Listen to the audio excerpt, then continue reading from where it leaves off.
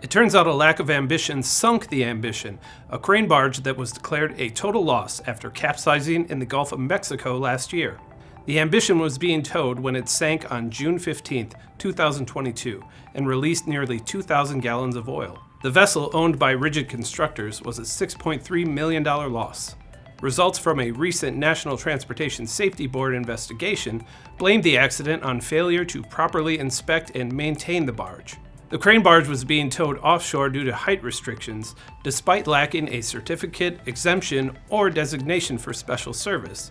A deckhand from the towing vessel checked out the Ambition prior to moving it and found the ship had several hatch cover gaskets that were not in place, some hatch cover lids that were not physically locked, and some visible hull damage. The crane barge ended up sinking in about 54 feet of water.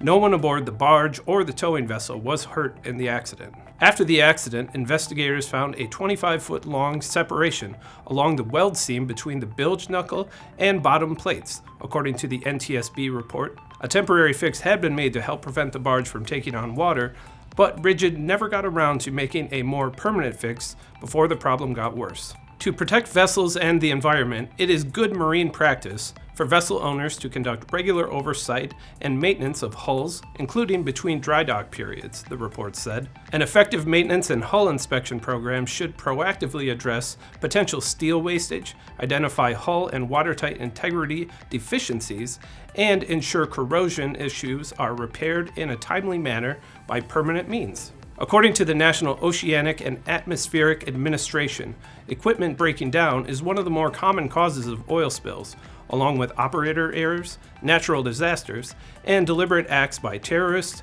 countries at war, vandals, or illegal dumpers. I'm Ben Munson, and this is Manufacturing Now.